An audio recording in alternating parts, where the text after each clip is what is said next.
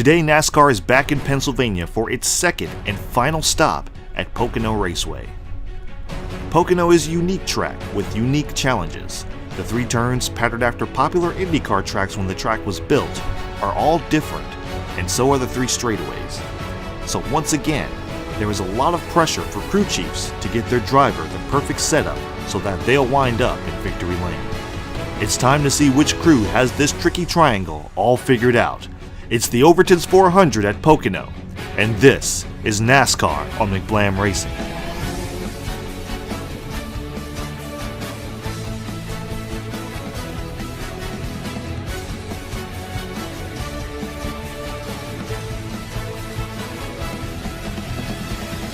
And the pace car will make its way down pit road. Carl Edwards and Brad Keselowski on the front row, leading them 2 by 2. 21 and a half rows, 43 cars, ready to go racing on a Sunday afternoon. Green flag is in the air.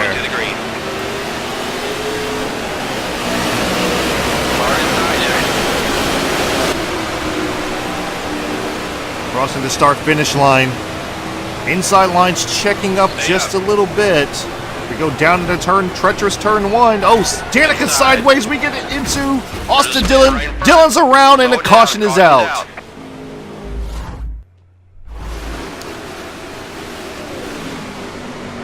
Hard to see what happened there, but it looked like Danica got sideways up into us.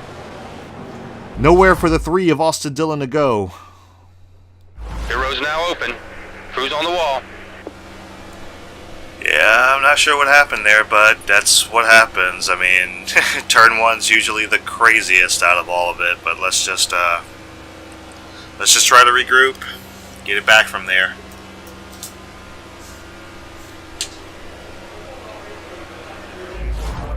And there you have the radio chatter there. Carl Edwards and Denny Hamlin on the front row. Matt Kenseth, Casey Kane, Jimmy Johnson, Earnhardt Jr., Kurt Busch, Kevin Harvick, Greg Biffle, Martin Truex Jr. are the top 10. We're going to restart 38th on the outside lane. Kyle Larson, Keselowski, Burton, and Stenhouse Jr. all pitted. Larson pits for fuel. Keselowski and Burton pitting for 2 tires. Going to try to see if we can survive turn 1 the second time around as we're getting ready to restart on lap 3. Lap 4 as we come to the line. We got this. Green flag is back in the air. Car inside at your door. Low side's clear. 3 wide up ahead of us. Danica Patrick getting shuffled out. Hamlin goes to the race lead. Oh, sideways into turn 1. Not good, not good. We do manage to gather it back up. Car outside, at your door. They are almost 3 wide outside of us. They're going to get a 3 wide right now. It's Austin Dillon going in the middle there. Oh, we get really tight going into turn 2 that time. Clear left. We're going to fall back. Clear up high. Not sure where Josh Wise is, but we have fallen back out of the pack. We have to get into the brakes a little bit, so we didn't get into Jeff Burton, but we get into him anyway. The leader is 4 seconds in front. Burton goes up the track. He gathers it back up. Now we're side by side. We've fallen back to 41st. Side by side with Jeff Burton. Chase Elliott with the fastest lap of the race. Denny Hamlin is the leader of the race. Clear on the Try a outside. slide job on Jeff Burton. They do manage to pull it off. It breaks his momentum a little bit. Pocono is one of the toughest tracks in this game. It is absolutely one of the toughest tracks, and Car 2 back. He's clear. I haven't met many people who have not had trouble with this track. You're clear. It takes a lot of concentration and a lot of know-how and a lot of experience here, Okay, but 20 to go. part of it is the track is still broken. And that's on the game itself. Because no matter what difficulty you're on, it seems that the AI will still they can just go into the corner so much harder than you can and make the car stick, whereas you can't. I mean you as a driver, you as playing this game, you just can't make the car stick just like the AI can. And you can't take it into the corner like they can going 2 and 3 wide. Jimmy Johnson now has inherited the race lead, also logging the fastest lap of the race. Let's go to work now, buddy. Come on. So Keselowski pitted early. I wonder if that's going to help him out strategy-wise at all. We're kind of pulling up the back here, but that's kind of par for the course here. And so we get little... Turn 1 is just so treacherous for us. It's just it's really treacherous for us. It's a really hard turn to try to master without getting down on the apron. 7 seconds ahead to the lead car. Yeah, the leaders are slowly but surely pulling away, but this is a big track. I'm sure we're going to have to make at least one pit stop. And when we make that pit stop, we may go for either 2 tires or fuel only, just depends on how the tire wear is. So right now we're going to do our thing and just race the racetrack. Just kind of try to like find our groove, get our timing down, mainly get turn 1 down. That was a little bit better, but it's really hard to not get either sideways or overdrive turn 1 and get really tight. Jimmy Johnson, the leader, now 8 seconds ahead. We're trying to catch up to Michael McDowell, who's pulled a almost 3-second gap against on us. Kyle Busch now lost the fastest lap of the race.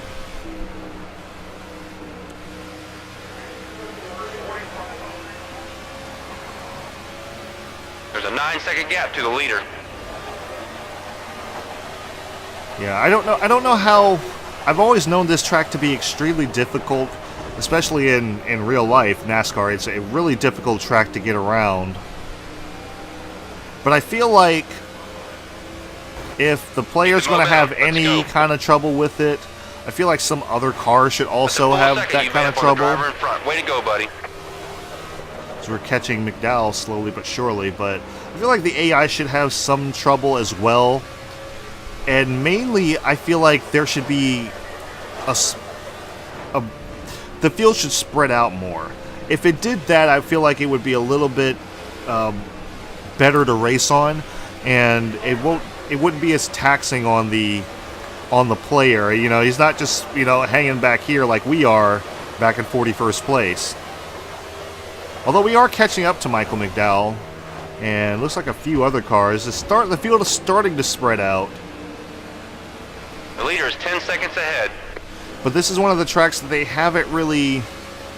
never fixed with the last patch.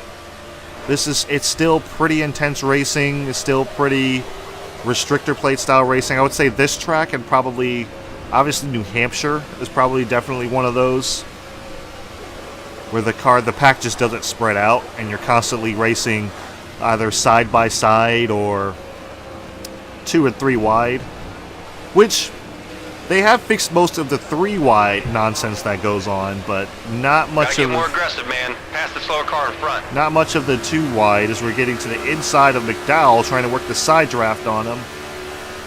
Car up high. We're gonna try a slide job going into turn 1 here. Ooh, got a little sideways there.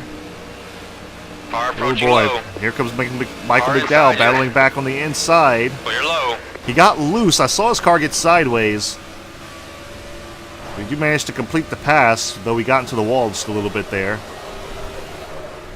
Yeah, I saw McDowell get a little sideways underneath of us, and he backed out of it, kind of let us go. So we're now trying to catch up to Michael and Annette. Okay, let's go. Let's go. Step it up. Making our way through turn 3. Ooh, got on the gas a little bit early there. You see, like, you make the littlest mistake, and you lose the car completely, which plays for some simulation, but with as arcadey as some of the other tracks are, you'd be surprised that you'd have that kind of sensitivity here. So I said, if the field spread out a little bit more, this would be a little bit more fun and a little more interesting. And as it stands right now, we're just kind of mired back here and kind of pulling up the rear, trying to carefully make our moves. You see how Michael Annette can just get right down into turn 3. We can't do that. Now it does help us get a little bit of a run on him down the back straightaway, but we don't have enough time to catch him before we go into turn 1. You see, we take a peek to the inside, but we can't quite get there. If you're wondering what that sound is, that's a sound. We're actually bottoming out a little bit in turn 1, and I'm not sure why. That's always kind of been the case when we run the bottom down there. We kind of bottom out, and when that happens, the car kind of jots sideways a little bit, and then we wind up headed towards the apron.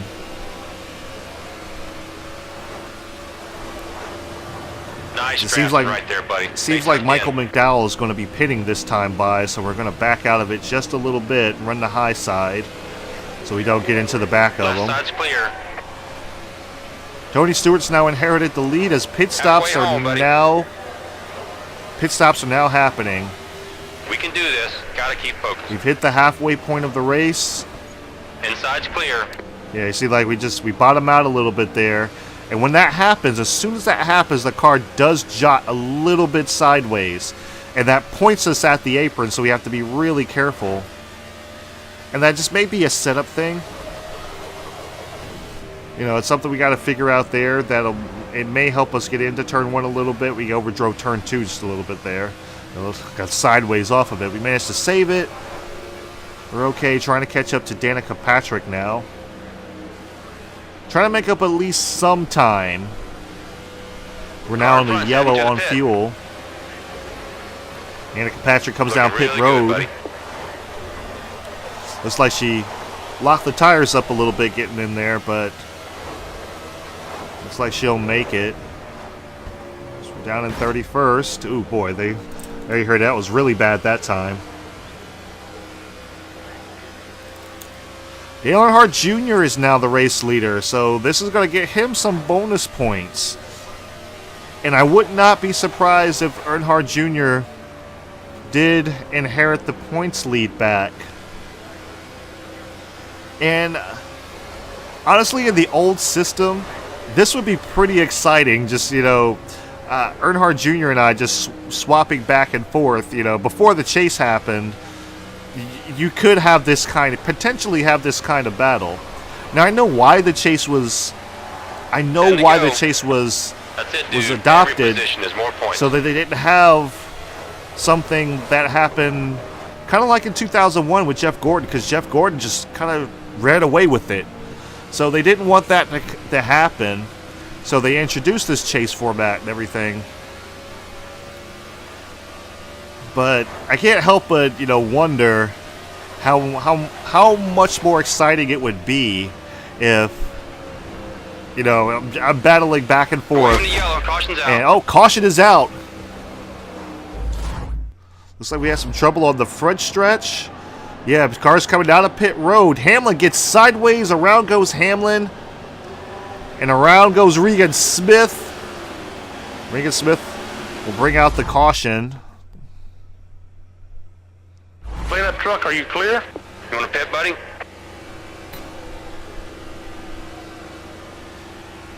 And it looks like we're going to come down pit road this time by. We got a few other cars coming down pit road. These other cars, I would assume Cole Witt and Jeb Burton have already pitted. Let's switch out the tires, fuel up, and let's add some tape to the grill. You're running pretty cool. Okay, buddy, we're standing by.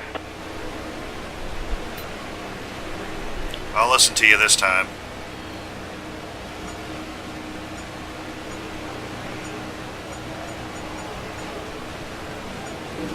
Remember what we practiced. Let's do this. Making your pit stop under the caution flag, which kind of hurts our strategy a little bit. We're kind of hoping that the race would go green and we could possibly pit for fuel only, because we weren't wearing our tires out that much. But since we're under caution, we may as well get those fresh 4. David Reagan just kind of flew by us. Dale Earnhardt Jr., Kevin Harvick, Tony Stewart, Clint Boyer, Jimmy Johnson, Ty Dillon, Smith, Busch, Newman, and Martin Truex Jr. round out the top 10. And we will, quite a few cars have pitted. We're going to restart 34th on the outside lane as Waltrip, Gilliland, Michael McDowell, Josh Wise, Jeb Burton, Cole Witt, Casey Mears all take the wave around. Okay, it's time to push that pace now, buddy. Stay focused. We can do this. So this is going to be probably a pretty intense restart as we're coming down to 7 laps to go. Come on, buddy. Green flag is back in the air. There's a 5-second gap between you and the leader. Earnhardt Jr. is going to lead them down into turn 1. Almirola makes a bold move to the outside. Far down low. It's like Ken's up ahead, trying to crowd him a little bit. At your door. Boy, little bump from Casey Mears that got us up the racetrack. We're 3 wide. Keep high. Trying to hold our line, getting up behind Cole Witt, trying to stay in his draft. Michael McDowell with a bold move to the inside. Josh, Michael Annett. Oh boy, I had to get on the brakes a little bit hard there. That shot our car up the track. Clear left side. Didn't want to get into the back of Cole Witt. Michael Annett looking to our inside. Can't quite get there. On the inside. As they are stacking up big time here. Clear on the inside. Michael Annett looking to the outside. We come up to cover slightly. We're trying to get into the draft of Cole Witt, trying not to lose the pack as we now have. We're coming down to 7 laps to go. Going down into turn 1. Big run on the outside. Caught up to Cole Witt that time. Not enough straightaway speed. These cars are pretty much running a straight line. We're going to fall in line behind Cole Witt. And that's going to fall in line behind us. Very impressive. Boy, sparks coming from the 35 of Cole Witt. Cole Witt's bottoming out a little bit. We got a little loose off of 2 that time. That kind of killed our momentum in terms of catching up to Cole Witt. On the bottom, 1 back. Here comes Michael Annett. Kevin Harvick has now inherited the race lead from Dale Earnhardt Jr. Jr. is probably running second. 6 laps to go. Trying everything we can to get around Cole Witt right now. Watch your inside. Come on, but we push up the racetrack a little bit. That's going to leave the door open for Michael Annett, who muscles us up the racetrack. And we're going to battle side by side down. Got a car low. Down the second straightaway. Car underneath. Coming down into turn 2. Clear left. He's battling on the inside. Here comes Annett, battling back. Car at your door. Down low. At your door. Low side. Going down into turn 3. Still side by side, but Annett gets a little loose. We capitalize on that and clear him, but that, unfortunately, that battle, 5 to go. While it was kind of fun with Michael Annett to battle, that kind of cost us a little bit of time on the rest of the field. And like I said, as you can see, they're not really running 3 and 4 wide like they usually do. But they're still very much in a tight pack. And this is one of those things that you can only hope that they've achieved and fixed with NASCAR Heat 2. And Heat Evolution kind of did it a little bit too. Like the fuel spread out pretty good, but it wasn't. They were still pretty much racing in a pack.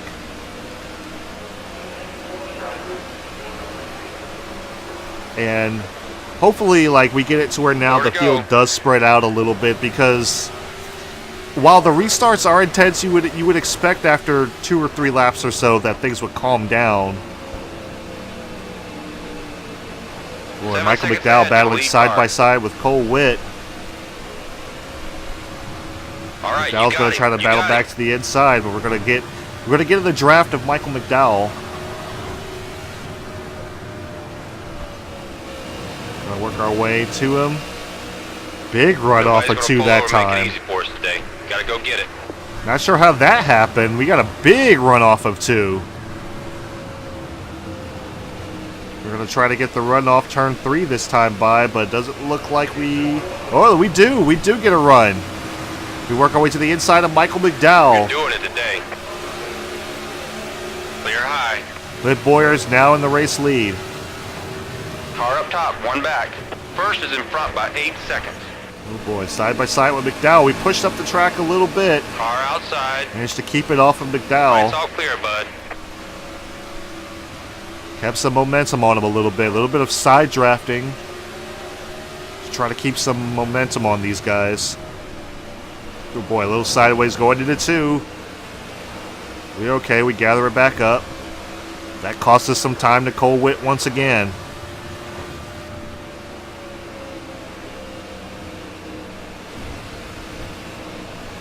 Two to go this time by for Clint Boyer. There's a 9-second gap to the leader. 2 to go.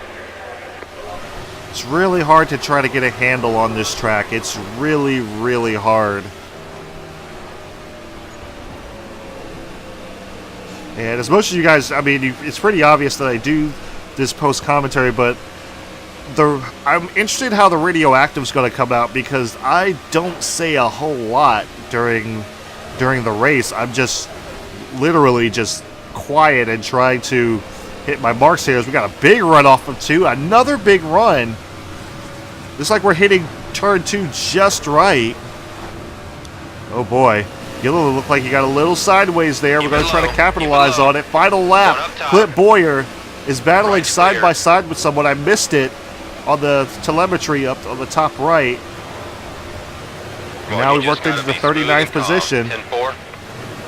Trying to get around Cole Witt. We're in his draft. Oh, good. Not a bad turn 1 there, but we shot up the track a little bit. That's going to cost us some time. As we're going down the second straightaway. Getting into Cole Witt's draft. Let's see if we can hit turn. We're going to have to go to the outside to make it work, though. Oh, we got a big run. Oh, I didn't expect Cole Witt to check up. Oh, Cole Witt gets into us. Around goes Witt. We're into the wall. Gilliland is going to go by on the high side. Clear right. Checkered flag. Cole Witt has wrecked down the front straightaway, and Clint Boyer has gone away with the win. Well, not the front straightaway, the second straightaway, or the short shoot, rather. Not really the result we wanted, but and we're going to come home 39th. It's a long season, buddy. The main thing is building up some of those points. Oh, that's what we're trying to do. Maybe next time we'll be able to come out with something a little bit better than that. But as it stands, you know, we did what we could. We did the best that we could. And we'll just have to try again next week. There's always next week until the chase starts. So let's go out there and get some more points next week. Let's do it, guys. Okay, guys, so here are the race results for the Overton 400 here at Pocono Raceway. We have Clint Boyer is your race winner. He wins. Coming in second is Jimmy Johnson, who led 5 laps. Dale Earnhardt Jr. is in third. Fourth is Kevin Harvick. Fifth is Tony Stewart. Ryan Newman is sixth. Seventh is Ricky Stenhouse Jr. Eighth is Denny Hamlin. Ninth is Greg Biffle. And rounding out the top 10 is Kyle Busch. And here is the rest of the field where you can pick out your favorite driver. I gotta be honest, I was actually having a little bit of fun racing with Michael Annett. I just wish it was racing for something other than 40th. Didn't mean to get into Cole Witt there at the end, but that just it was just racing. It was the final lap, so I was doing what I can. Alright guys, so here are the point standings. As of right now, Dale Earnhardt Jr. has inherited the points lead once again, and that knocks us back to second place after our bad finish at Pocono. Kurt Busch is in third, Tony Stewart in fourth, Jeff Gordon in fifth, sixth is Denny Hamlin, seventh is Brad Keselowski, 8th is AJ Allmendinger, 9th is Kevin Harvick, and rounding out the top 10 is Carl Edwards. So yeah guys, not a great finish for us, but then again, Pocono is one of the toughest tracks in this game. A lot of people really struggle with it. I've always struggled with it. Even this is only my second season running here, so maybe at some point I'll be able to get some type of setup going where I can, where it'll help me around turns especially turn one. Turn one is so treacherous, and if you don't take it just right, you can overdrive it so easily. Same thing with turn two. I was having a lot of trouble turning the car at the beginning, but I managed to get some type of rhythm down. But unfortunately, that rhythm is slow. So we'll just have to do what we can, try to get our way back up there. Like I said, we're having a really good battle with Dale Earnhardt Jr. I imagine that it's going to get even a little bit more interesting after next week, which is Watkins Glen, our second road course and final road course of the season. And I don't know who's going to do better there. I don't know if I'll do better than Junior or if Junior will do better than I am. So, yeah, we'll just have to, it's one of those things we're just going to have to wait and see. So, yeah, guys, if you guys enjoyed the race, I mean, if you did, I hope you did. There was some exciting racing on. It was just for 40th. I did have a little bit of fun there racing with Michael Annette. And like I said, I didn't mean to get into Cole Witt like that. I didn't expect that to happen. So, because usually I don't get that type of run off of the turn, so maybe he got loose and I just got into the back of him, couldn't get off of him in time. But yeah, guys, hope you enjoyed the race. I do these races every week following the NASCAR season, and thank you guys again so much for watching, and I will see you at the Glen.